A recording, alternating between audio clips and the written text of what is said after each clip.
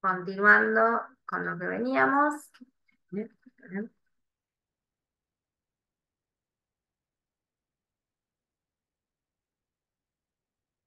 Vamos a seguir ahora entonces con la reproducción. Hasta ahora vimos algunas de las funciones de los seres vivos, como son el metabolismo, el crecimiento y desarrollo, y vamos ahora a hablar sobre la reproducción. Sabemos que la reproducción es el mecanismo a través del cual los individuos reproducen individuos semejantes a ellos mismos. Esto asegura la supervivencia de las especies a lo largo de los tiempos. Un organismo origina una célula que es similar o igual a sí misma. Eh, de acuerdo al tipo de reproducción, los podemos dividir en dos partes, en aquellos que son reproducción sexual o generativa y la reproducción asexual o vegetativa. La reproducción asexual o vegetativa, si comparamos ambos tipos de reproducción, es un proceso que es más simple, es más rápido, es más directo y que solamente necesita un solo progenitor. No necesita padre y madre, sino que con uno solo se produce este tipo de reproducción. Por lo tanto, aquí no son necesarios ni los órganos reproductores ni las células especializadas para la reproducción sexual, como son, en el caso del ser humano, los espermatozoides o óvulos. En este tipo de reproducción no son necesarias, sino que lo hacen el resto de las células, que se llaman células somáticas. Las células somáticas son todas las células que no son sexuales. Y las células sexuales son, en el caso del ser humano, los espermatozoides y los óvulos. Entonces, los descendientes en este tipo de reproducción asexual son idénticos al progenitor, tienen exactamente la misma información genética. ¿Cuál es la ventaja de este tipo de reproducción? Es que es sencillo, rápido, es más directo, genera múltiples descendientes, por lo tanto van a asegurar la supervivencia de las especies. Pero, ¿cuál es la desventaja si son todos organismos idénticos? Nosotros hablamos mucho de evolución y vimos que a lo largo del tiempo las especies van adaptándose a las condiciones ambientales. En este caso, si no todos los descendientes son idénticos a los progenitores, no tenemos la posibilidad de obtener individuos diferentes que se puedan adaptar mejor al medio. Por lo tanto, eso evolutivamente no es favorable. Es decir, que si ese individuo se da una condición adversa del medio ambiente y no tiene las condiciones para poder sobrevivir, van a morirse todos. No va a haber alguno que va a poder subsistir. Este tipo de reproducción es el que se da frecuentemente en bacterias, en hongos, en plantas, también en animales invertebrados. Algunos ejemplos de la reproducción asexual son la bipartición, donde una célula se divide en dos células idénticas, la pluripartición, donde una célula se multiplica numerosas veces el contenido celular para después dividirse en muchas partes más pequeñas que después van a aumentar de tamaño y van a ser iguales a las iniciales, a las progenitoras. Las levaduras, por ejemplo, que se brotan y tienen una gema o gemación, donde una parte se divide en dos y sale una pequeña parte que después va a crecer y a adquirir el mismo tamaño que la célula madre. La esporulación, donde se forman numerosas fracciones de esa célula y que van a salir en una forma de esporas que tienen una estructura que les permiten sobrevivir muy bien en ambientes hostiles. La escisión, donde se parten en dos y después crece esa estructura. Son distintas formas de reproducción asexual, donde el tipo de división celular que predomina es la mitosis. En cambio, la reproducción sexual, en este caso sí necesitamos la presencia de dos progenitores y, por supuesto, de células sexuales o gametos que se producen en órganos que se llaman gónadas sexuales. En el caso del hombre son los testículos, en el caso de la mujer son los ovarios. Y las células sexuales o gametas, como recién les decía, son óvulos y espermatozoides. Al fecundarse, es decir, al unirse ese óvulo con ese espermatozoide, se forma un huevo cigoto y los descendientes presentan diferencias con los progenitores. ¿Eh? ¿Por qué? Porque hay una mezcla de la composición genética de los dos progenitores. Por lo tanto, esa célula hija va a tener una mezcla de información tanto del padre como de la madre, y eso le da mayor variabilidad. ¿Cuál es la ventaja? Que se dan descendientes con características variables, a diferencia del caso anterior, que tienen distinta capacidad de adaptación al medio. Aumenta las posibilidades, por lo tanto, de supervivencia en caso de que haya cambios ambientales. Y la desventaja es que es un proceso más complicado, que requiere de células que son especializadas, donde va a haber un proceso que se llama fecundación, donde después va a haber otro proceso que es el desarrollo embrionario, que es muy complejo tras el nacimiento. También los individuos en general requieren de los cuidados de sus progenitores. Y esto se da en la mayoría de los organismos vivos, excepto en las bacterias. Este tipo de, incluso las plantas, los parásitos, tienen tipo de reproducción sexual también. Pero en las bacterias no hay reproducción sexual. Como les decía, bueno, disculpen, no, está. Como les decía recién, la reproducción sexual tiene distintas etapas. La gametogénesis, que es la formación de gametos sexuales. Los gametos sexuales dijimos que son los óvulos y los espermatozoides, es un proceso muy complejo, donde hay diversas divisiones celulares, entre ellas mitosis y meiosis. La fecundación es el proceso de unión entre el óvulo y el espermatozoide, también es un proceso que va a requerir ciertas condiciones, se puede dar en forma interna, que es el proceso que se da en la mayoría de los mamíferos dentro del cuerpo de la hembra, o puede ser externa, donde la unión de los óvulos con los espermatozoides, de las gametas femeninas y masculinas se dan por fuera, como puede ser en los peces, en los anfibios y en algunos vertebrados. Esperen porque acá tengo una diferencia. Ahí agregué lo que quiero decirles en la siguiente presentación. Bien, entonces les decía que la fecundación puede ser interna o externa y después de la fecundación está todo el tema del desarrollo embrionario. Un poco de todo esto es lo que vamos a desarrollar a continuación. Fíjense lo que les decía recién, donde la fecundación puede ser interna o externa. La interna es dentro de la hembra, donde se forman el huevo, a partir del cual después se forma el embrión. Mientras que la fecundación externa, tanto la hembra como el macho libera los gametos sexuales y la fecundación se da en el ambiente, que en el caso del agua eh, favorece ese entorno necesario para la fecundación y después a partir de ahí se forma el embrión que después va a desarrollar el individuo adulto. En este caso, el embrión no requiere tanto de los cuidados de sus progenitores como es el caso de la fecundación interna.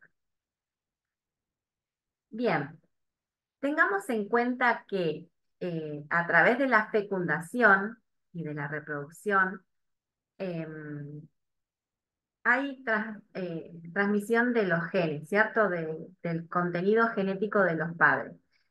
Para poder entender esto un poco más, tengamos en cuenta que nuestro ADN se divide en pares de cromosomas. Nosotros tenemos 2 pares de cromosomas de cada uno de los 23 cromosomas que tenemos. Por lo tanto, vamos a tener en total 46 cromosomas. Cada célula de nuestro organismo tiene 46 cromosomas que son todos cromosomas distintos entre sí, solamente hay 2 iguales de cada uno, ¿sí? Por eso se dice 23 pares de cromosomas. Hay 44 cromosomas eh, más de 2 cromosomas que tienen que ver con el sexo. Si tiene cromosoma X y un cromosoma Y, son los cromosomas sexuales, es un individuo macho. Mientras si tiene cromosoma X y otro cromosoma X, para completar los 46 cromosomas, es una mujer o hembra, ¿sí? Entonces, fíjense que cuando se unen los cromosomas o las células madres con las células, es decir, con la unión de los progenitores, van a tener, además de los cromosomas que no son sexuales, un cromosoma sexual. Es XX para la mujer, XY para el hombre. Bien, pero ¿todas las células tienen 46 cromosomas? No, la realidad es que las células sexuales, las gametas, es decir, los espermatozoides y los óvulos, tienen una sola dotación cromosómica. Por lo tanto, se dice que las células que tienen 46 cromosomas, con dos pares de cromosomas de cada uno, se dice que tiene una dotación cromosómica 2N, mientras que las gametas tienen solamente N de dotación cromosómica, es decir, tienen un solo par, es decir, un solo juego de cromosomas de cada uno. Los espermatozoides van a tener 22 cromosomas más un X o un Y, sí, depende de cuál de los dos quedó en esa célula hija, y los óvulos van a tener siempre o 22 cromosomas más un X, porque provienen de la célula de la mujer, que siempre tiene o X, no tiene alternativa. En cambio, en el hombre puede dar un cromosoma X a los espermatozoides o un Y. Cuando se unen estos espermatozoides con estos óvulos, hay distintas posibilidades. Que se una un X con un X y da una mujer, o que se una un Y con un X y da un hombre. ¿Bien? Bueno, entonces, esto es para ver la herencia del contenido genético de las células. Recordemos entonces que tenemos 44 cromosomas más 2 cromosomas sexuales. En total son 46 cromosomas. De cada cromosoma hay dos copias. Por lo tanto, en realidad podemos hablar que son 23 pares de cromosomas. Del cromosoma 1 hay 2, del cromosoma 2 hay 2, del cromosoma 3 hay 2, así sucesivamente. Y del cromosoma sexual o hay X o hay XY. A esta célula dijimos entonces que tiene una dotación cromosómica de 2N, mientras que las células sexuales, los gametos o gametas, tienen N. Cuando tienen 2N, se dice que las células son diploides, son dos pares de cada uno, y si tienen solamente N, se dice que las células son haploides. Bien, fíjense en este gráfico cómo son los cromosomas. Acá tenemos cromosomas en forma de Y o de X eh, en el momento de la duplicación del ADN, ¿sí? Fíjense que cada cromosoma, si uno desenroscara todo ese cromosoma, después vemos que tiene cadenas de ADN, unidad proteínas, que si desenroscamos más, está la doble hélice de ADN que comentamos. Por lo tanto, fíjense entonces que los gametos tienen 23 cromosomas cada uno, son 22 más uno sexual, que puede ser X o puede ser Y.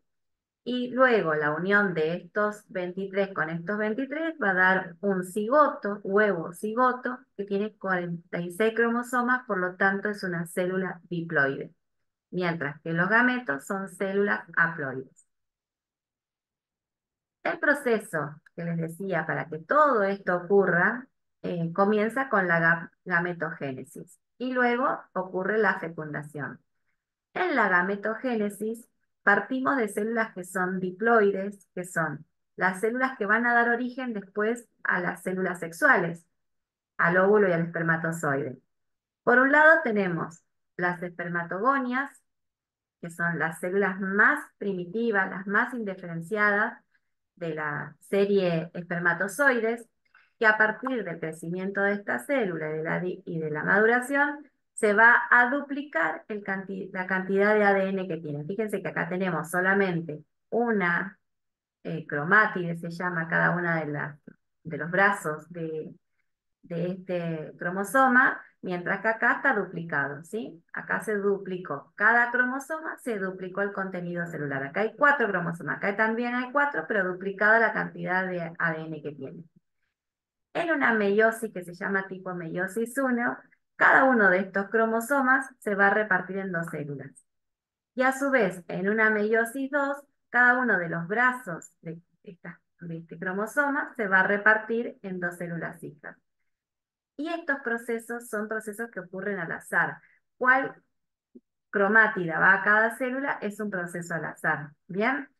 Y finalmente en las espermátides es un desarrollo de estos espermátides que van a diferenciarse y van a producir los espermatozoides.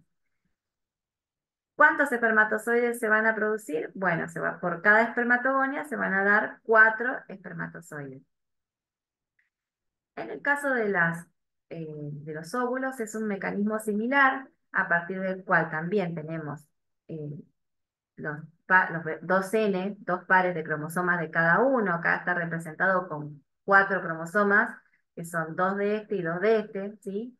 Es una célula 2N, como les decía recién, es diploide. Otra vez se va a duplicar, como en el mismo caso que recién, se duplica ese ADN formando estos cromosomas. Después se van a repartir en las células hijas, en los ovocitos secundarios, que van a tener la mitad de los cromosomas, duplicados cada uno de ellos, pero va a tener una copia de cada cromosoma.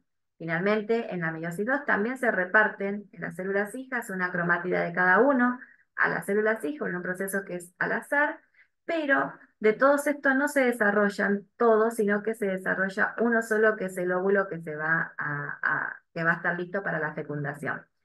Luego de la fecundación, el espermatozoide se une, ingresa adentro de ese óvulo y se forma lo que se llama el cigoto con los 46 cromosomas.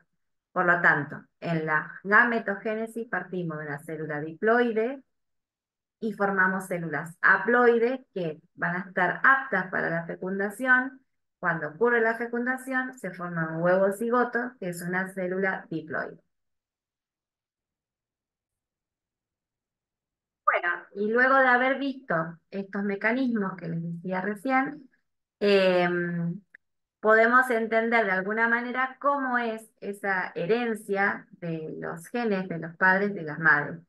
Pero además ocurren algunos procesos extras que no están mostrados en los dibujos, los esquemas que les mostré yo, que es, por ejemplo, la recombinación de genes, que ahora a continuación lo van a poder ver. Todos estos mecanismos hacen que haya gran variabilidad en los individuos hijos, tanto esa recombinación de genes entre los cromosomas que son idénticos o homólogos entre sí, es decir, que tienen de cada par de cromosomas, cada uno de ellos se llama cromosomas homólogos. em, y también durante la fecundación que se va a producir al azar, es decir, alguno de todos esos espermatozoides el que se va a unir al óvulo que tengo disponible, es decir, que depende de perdón, espermatozoide se une, también va a ser el individuo que se va a generar. Además, pensemos que la posibilidad de que tienen los individuos diploides, que tienen 2 pares de cromosomas de cada uno, y que para cada gen entonces va a tener 2 copias, si hay alguna mutación en alguna de esas copias, es posible que el segundo pueda suplantar el funcionamiento de ese que no funciona. Al menos lo va a poder hacer en parte. Aunque no genere todo lo que se requiera, una parte va a estar posibilitado de funcionar gracias a que existe una segunda copia de cada gen. Bien, les decía recién que existe también la recombinación homóloga. Pensemos en el momento donde se produce la meiosis, la replicación, que tenemos cada par de cromosomas, si bien son cromosomas distintos, tienen la información genética. Por ejemplo, cada par, supongamos un cromosoma que tenga la información genética de la altura, lo va a tener este cromosoma y este cromosoma. Si no, bien, no son idénticos totalmente, pero van a tener esa información. En el momento, pensemos que nosotros tenemos un cromosoma paterno y uno materno. En la replicación vamos a tener el ADN duplicado, por eso tenemos 2 copias de cada una de estos cromosomas. Vamos a tener esta copia y esta copia que están unidas en el centro, y lo mismo del segundo cromosoma. Estos cromosomas se llaman cromosomas homólogos, y acá también se van a llamar cromosomas homólogos. Durante la recombinación homóloga lo que ocurre es que estas estos brazos de los cromosomas se pueden intercambiar entre sí. Entonces, parte de lo que codifica este cromosoma pasa a este otro y al revés. Entonces, ya no son idénticos a los cromosomas paternos y maternos, sino que cada cromosoma va a tener información también del padre y de la madre. Fíjense que verde era paterno, violeta es materno, y ahora tenemos en este cromosoma parte de los dos y en lo mismo en este otro. Entonces, después cuando se separan estas cromátidas ya no son idénticas al padre y la madre. Si bien originalmente eran del padre y la madre, cada uno de esos cromosomas va a tener información de los dos. Por eso es que existe tanta variabilidad en la herencia genética. Y este intercambio de ADN es una importante fuente de variación genómica que después vemos también en la descendencia y que también tiene que ver con todas las adaptaciones al medio que hemos hablado tanto en las clases anteriores. Bueno, entonces dijimos que todo este desarrollo de la reproducción sexual implica la espermatogénesis, la fecundación y el desarrollo embrionario, que es otra etapa también importante del desarrollo de los seres vivos. El desarrollo embrionario ocurre una vez que se fecundó, ¿sí? Que se produjo la concepción. El día cero indica el día en que se junta el óvulo con el espermatozoide.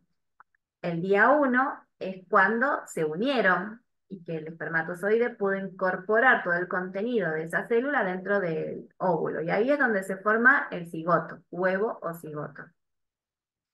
¿Esto dónde ocurre? Esta fecundación ocurre en las trompas de falopio. Acá tenemos el ovario, esto lo vamos a ver después bien cuando veamos los aparatos y sistemas, pero adelantándonos a eso, el ovario produce el óvulo, el esperma, a través de estas trompas llegan los espermatozoides, se une a ese óvulo que está en las trompas de falopio, se forma el huevo cigoto y a partir de ahí empieza una migración de ese huevo fecundado hacia para poder implantarse en las capas del endometrio. Entonces, al día 2 se produce el embrión, el día 3 el embrión sigue creciendo, se va haciendo divisiones sucesivas a través de mitosis eh, hasta formar un blastocisto, que es una estructura prácticamente hueca. Está rodeado todo por células, pero adentro tiene más líquido que células. Y una vez que está el blastocito, se introduce a las capas del endometrio para poder implantarse allí y luego continuar el desarrollo embrionario. Ya empieza a crecer el feto en su lugar de alojamiento hasta el nacimiento, ¿sí? Una vez que se implantó ese blastocisto, eh, viene un desarrollo posterior donde las células que formaban esa estructura prácticamente hueca empiezan a diferenciarse. Y se diferencian como en tres zonas. Una que se llama ectodermo, que es la zona más externa, un endodermo, que es la zona más interna, y un mesodermo, que está entre medio de las dos. A estos se los llaman capas germinales.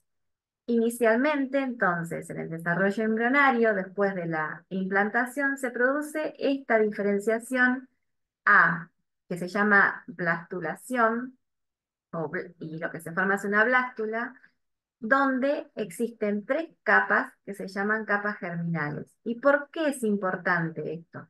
Estas tres capas germinales son las que van a dar origen a todos los tejidos del organismo. Esa blastulación ocurre aproximadamente entre la tercera a quinta semana del embarazo, en las primeras etapas del embarazo. Ya ahí es donde se diferencian en tres regiones: ectodermo, mesodermo y endodermo, que son las tres capas germinales, a partir de las cuales se va a dar el desarrollo de todos los tejidos.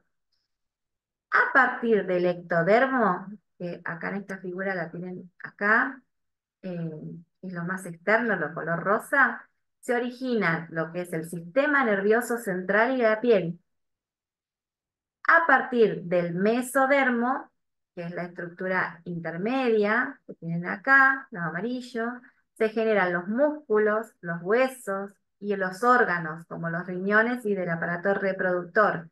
Y a partir del endodermo, que es lo más interno, es lo que se forman las glándulas endocrinas, los pulmones, el sistema digestivo y el hígado, ¿sí?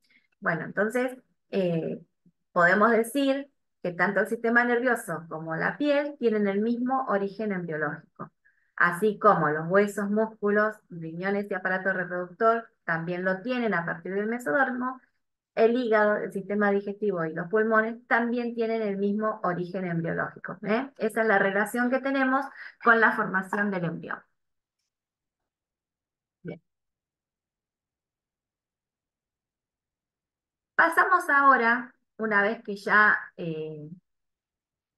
nos pasamos todas las etapas iniciales de la vida, que tiene que ver con la reproducción, esa espermatogénesis o la orogénesis, la fecundación, el desarrollo embrionario. Nos faltó hablar del nacimiento, que no nos vamos a dedicar tiempo a eso, después el crecimiento y la vejez, el envejecimiento, ¿sí? Después la muerte.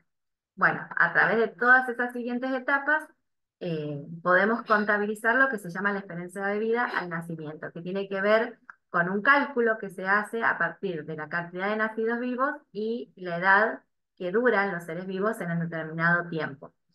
En el 2024 la expectativa de vida o esperanza de vida en Argentina alcanzó los 77,5 años según la Organización Panamericana de la Salud. Y este dato muestra que hubo un aumento respecto a los 60, donde era 65, aumentó prácticamente 10 años la esperanza de vida, ustedes lo deben ver actualmente cómo ha cambiado, y esto tiene que ver con muchos factores, obviamente es algo multifactorial. Se pueden ver diferencias con distintos países. Por ejemplo, en España la esperanza de vida supera los 80 años. eh, Probablemente tenga que ver con la genética, con las condiciones ambientales, con el medio ambiente, con gas tóxicos, con muchos factores que hace que algunos individuos puedan durar más, con la medicina, por supuesto. Bien, y ahora vamos a abordar lo que es el envejecimiento y la muerte. En esta parte de la clase vamos a ver distintos mecanismos propuestos que tienen que ver con esta etapa del desarrollo humano, que es el envejecimiento, eh, y también algunos mecanismos que contrarrestan ese envejecimiento, porque obviamente tiene que haber algún mecanismo que permita reparar los tejidos dañados, ¿sí? Bueno, hablamos que los seres vivos inevitablemente con el tiempo van a llegar a un momento que es crítico para sus vidas, donde tienen acumulado un daño que puede ser por enfermedad, por lesión o por simplemente un desgaste que tuvieron durante toda la vida, y eso hace que la capacidad de las células para reparar y reemplazar células o moléculas está alterada. Si bien nosotros tenemos cierta capacidad de reparar tejidos, de reparar células, esa capacidad es finita y en algún momento colapsa y no puede responder más o no es suficiente. Por otro lado, algunos científicos plantean que el envejecimiento y la muerte son procesos que están programados genéticamente, es decir, que tienen que ver con todo este tema del desarrollo, así como, por ejemplo, podemos hablar en forma análoga al desarrollo eh, sexual. Nosotros tenemos, por ejemplo, en la mujer que la adolescencia se desarrolla sexualmente y que en la menopausia ya no puede generar más hijos porque no produce más óvulos fértiles. Por lo tanto, eso está programado genéticamente. Sabemos que en determinada edad va a ocurrir un proceso y en determinada edad va a ocurrir otro. Bueno, se asume, se supone que esta información también es válida para el envejecimiento y la muerte, donde son procesos que pueden estar programados también por nuestros genes. Parte de esa información estaría en una parte de los cromosomas que se llaman telómeros, que son como los extremos de los cromosomas, las puntas, que a lo largo de la vida se va viendo que se pierde parte de ese contenido. Entonces se asume que eso podría estar implicado en esa información genética programada. Pero, por otro lado, muchos científicos avalan que lo más probable es que en realidad sea un proceso multifactorial, donde además de los componentes genéticos, haya otros factores determinantes que no son programados, que también tienen contribuciones importantes, que como ya dijimos, tienen que ver con la exposición al ambiente, los tóxicos, eh, las enfermedades, el cáncer. Por lo tanto, hablamos de envejecimiento como un conjunto de alteraciones, tanto moleculares como genéticas, como celulares, tisulares y orgánicas, que afectan tanto a la morfología como a la fisiología y al comportamiento de los individuos. Nosotros vemos que a medida que envejecemos, eh, cambia la morfología de nuestro ser, por ejemplo, en el pelo que se adelgaza, se torna de color blanco o gris, la piel que pierde elasticidad y que acumula defectos, en la altura que disminuye y se pierde la masa muscular y ósea, y por también en la parte neurológica empieza a haber un lapso de atención más acortado y la capacidad de los recuerdos también empiezan a declinar. Por lo tanto, hay una alteración orgánica general en todos los tejidos de nuestro organismo. Y como les decía, esto puede ser algo multifactorial. Hablamos del desgaste de los telómeros recién, yo les decía que son los extremos de los cromosomas que se ve que con los años se van acortando, entonces se piensa que tiene que ver con esto. También tiene que ver con alteraciones, podría tener que ver con alteraciones que se llaman epigenéticas, que son alteraciones que se producen una vez que ya se sintetizó una proteína, por ejemplo. Ya hemos hablado cuando hablamos de células, que las proteínas se pueden modificar, que se les agregan hidratos de carbono antes de ser liberadas a las, por ejemplo, a las membranas o al interior celular o al exterior. Y esas modificaciones pueden tener que ver también con predisposición al envejecimiento, ¿sí? Esas modificaciones son las modificaciones epigenéticas. Por otro lado, también tiene que ver con la inestabilidad cromosómica o genómica. Nosotros nos exponemos a, por ejemplo, a la luz UV, que la luz UV se sabe que altera a las cadenas del ADN, produciendo mutaciones, entonces también podría haber alguna alteración de ese tipo. Eh, por otro lado, también podría haber un agotamiento del número de las células, de la célula madre, y bueno, un envejecimiento intrínseco en la célula que produce una disfunción de la mitocondria, que sabemos que es la encargada de producir la energía, pero también produce otros compuestos que pueden ser tóxicos para las células, como los compuestos derivados del oxígeno, y pérdida de la capacidad del equilibrio de la muerte celular, ¿sí? Vamos a llamarlo así, que después lo vamos a ver también. Todas las células de nuestro organismo tienen cierta capacidad regenerativa, es decir, que por sí solos y en forma normal y fisiológica van a poder recambiarse constantemente, algunas más y algunas menos. Por ejemplo, el epitelio intestinal es un epitelio que está en constante descamación, del igual modo que la epidermis, todo el tiempo se descaman células y obviamente se reponen células. El epitelio intestinal se va reponiendo cada 34 horas. Fíjense la cantidad de células que se tienen que sintetizar constantemente para reponer esto. La epidermis cada 39 días. Fíjense que también ustedes tienen una lesión en la piel y se repone, se cura en poco tiempo. Eso porque todo el tiempo tenemos un tejido muy activo que está sintetizando células nuevas para poder reemplazar a las viejas. Los leucocitos duran menos de un año. Los adipocitos, que son las células especializadas en almacenar grasa, duran alrededor de 10 años aproximadamente. Los glóbulos rojos, que son de mucho interés para nosotros, duran aproximadamente 120 días, ¿sí? Esa es la vida media de un glóbulo rojo. Es decir, que nosotros tenemos glóbulos rojos que los produce la médula ósea, pero no van a durar toda la vida, sino que se están también constantemente reponiendo y duran aproximadamente 120 días, unos 4 meses, ¿sí? Hay algunas alteraciones de que pueden dar hemólisis, por ejemplo, donde obviamente la vida media va a disminuir y eso hace que se genere una anemia, porque no duran tanto tiempo. Y los glóbulos, perdón, las células del músculo cardíaco duran muchísimos años, no se reponen prácticamente, ¿sí? Bien, por lo tanto, esto que quiero decir, que nosotros tenemos mecanismos de reparación de tejidos que están activos constantemente, en algunas células más, en algunas células menos, pero el envejecimiento se da indefectiblemente. Ese envejecimiento se debe entonces a un daño, una acumulación de daño debido a diversos factores, como dijimos recién, exposición a enfermedades, toxinas, cáncer que son perjudiciales para las distintas moléculas que nosotros tenemos, por ejemplo, las proteínas, el ADN, los lípidos. Y por otro lado, muchas veces esas sustancias, esas biomoléculas que son esenciales para la vida, terminan también produciendo compuestos que pueden ser tóxicos, como por ejemplo las especies reactivas del oxígeno. Eh, y bueno, y acá está la mención de que podría ser un proceso programado para algunos científicos que tiene que ver con esa codificación genética o epigenética de nuestras moléculas, que de alguna manera está establecido cómo va a ser nuestro envejecimiento.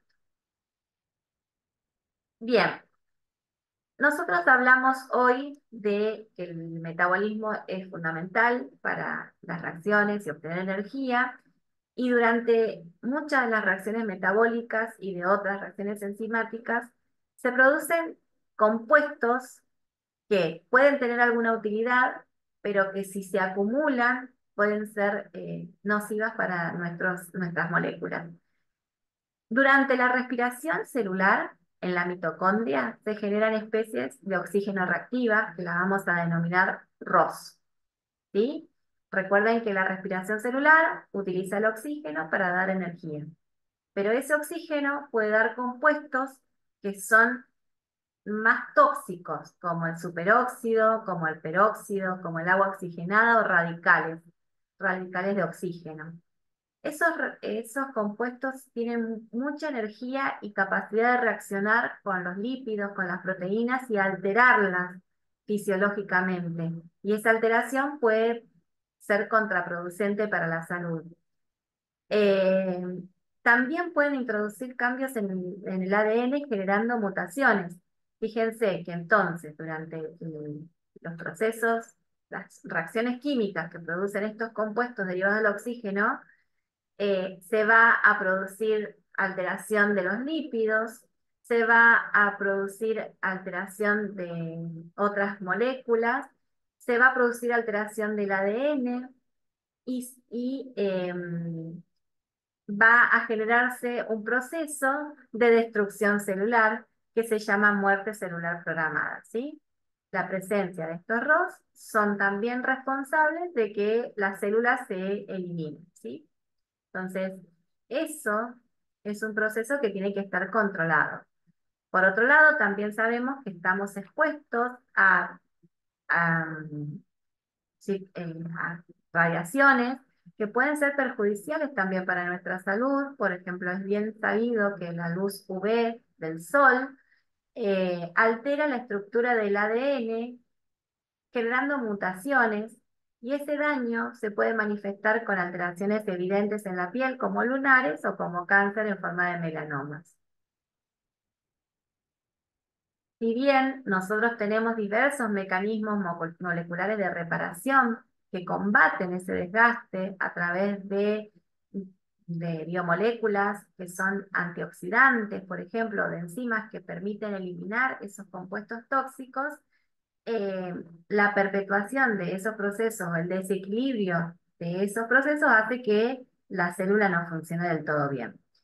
Estos procesos antioxidantes pueden estar dados por enzimas, que algunas la vimos como la catalasa, que destruye el agua oxigenada produciendo oxígeno y agua, que no son nocivos para el organismo. También hay otras enzimas como la superóxido dismutasa, que tiene una función similar, pero convierte el superóxido, que también es tóxico, en compuestos no tan nocivos, menos reactivos. También hay moléculas antioxidantes como el ácido ascórbico y la vitamina E, que impiden la acción tóxica de estos oxidantes, y también tenemos mecanismos de reparación del ADN que impiden que si se produce una mutación, esa mutación quede en el ADN. Entonces, no todas las mutaciones que se producen se van a manifestar porque nuestro ADN tiene un mecanismo de reparación. Y en todos estos procesos que ocurren fisiológicamente, vimos que las células, en el caso de los glóbulos rojos, 120 días, en el caso de las células intestinales, en 34 horas. Bueno, esta reposición de células hace que muchas células que estaban funcionantes se tengan que eliminar. Y ese proceso de eliminación se hace a través de lo que se llama apoptosis, que es la muerte celular programada. Es un mecanismo fisiológico, natural, para eliminar células que ya no se utilizan, que elimina aquellas células que tienen algún defecto mediante alguna señal que libera esa célula. Yo hoy les decía que algunas de esas señales podían ser esta acumulación de estos compuestos tóxicos del oxígeno, pero también puede ser la presencia de ARN viral o de daño en el DNA, alguna molécula dañada de la célula. Entonces esa célula activa un mecanismo de unas enzimas que se llaman caspasas, que hace que se empiece a desintegrar las distintas moléculas de esa célula. Estas moléculas empiezan como a formar vesículas, y esas vesículas en el estadio final forman un cuerpo apoptótico que es finalmente degradado por un tipo de células que se llaman fagocitos, que se lo comen, podríamos decir, y lo terminan de degradar.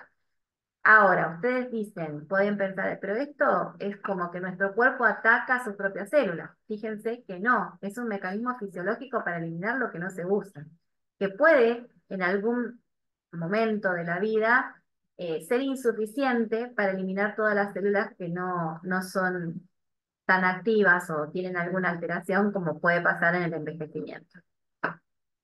Por lo tanto, la apoptosis podemos decir que es una cascada de eventos de activación de proteolíticos, es decir, de ruptura, que están dirigidos por estas enzimas que se llaman caspasas, que desintegran las estructuras tanto citoplasmáticas como del núcleo, como de las membranas, y llevan a lo que se llama la muerte de la célula, y que finalmente, formado ese cuerpo apoptótico, una célula del organismo nuestro también, que son los fagocitos, se van a ir envaginando esos cuerpos y degradando internamente. También pensemos que puede ser un mecanismo fisiológico de nuestro organismo para poder eliminar células que están anormales por una infección, una bacteria o un virus, o también células tumorales, que obviamente nuestro organismo va a desconocerlo, genera una respuesta a eso y se activa este mecanismo de apoptosis, que muchas veces el mecanismo de apoptosis puede estar alterado o la síntesis de esos tumores es tan acelerado que estos mecanismos no son suficientes. Por eso es que proliferan los tumores, ¿no? Por lo tanto, la apoptosis o muerte celular programada es un proceso fisiológico que está regulado genéticamente y que juega un importante rol en todos los mecanismos del equilibrio de nuestro organismo, tanto durante la proliferación como la diferenciación y la muerte celular. Ustedes piensen que cuando se dividen células, constantemente se van a producir células que son anómalas. Esas células anómalas que tienen un mecanismo alterado o una funcionalidad alterada pueden dividirse y eliminarse a través de estos mecanismos. Bien, con esto terminamos esta clase. Entonces, pudimos ver distintas funciones de los seres vivos. Por un lado vimos el metabolismo, que dicho sea de paso, durante el segundo año de su carrera van a ver una gran parte de una materia que se llama química biológica, que lo van a desarrollar con mucho más detenimiento, más detalle, pero básicamente se trata de todas estas reacciones metabólicas que aportan o reciben energía y que son necesarias para todo el funcionamiento celular, para el movimiento, para el crecimiento, para el desarrollo. Después abordamos el desarrollo y el crecimiento, cómo están vinculados con el metabolismo, cómo también todas estas reacciones químicas están catalizadas por unas proteínas que se llaman enzimas, el rol de las enzimas en el metabolismo y en otras funciones biológicas, como vimos recién también en la muerte celular programada, eh, el rol de las enzimas en el laboratorio, tan importante para la medición de enzimas del organismo, como pueden ser las enzimas hepáticas o cardíacas, o también para medir otras sustancias del organismo mediante el uso de enzimas que las ponemos en los reactivos de químicos del laboratorio. Por otro lado, también vimos, para hacer un repaso de todo lo que se vio en esta clase, el desarrollo embrionario desde la espermatogénesis, la fecundación y justamente el desarrollo embrionario, la reproducción sexual en sus distintas etapas, ¿sí? La gametogénesis, la fecundación y el desarrollo embrionario. Y finalmente abordamos todo el tema del envejecimiento y los mecanismos de reparación de la célula. Bueno, espero que se haya entendido. Anoten las dudas para después consultarlas en clase.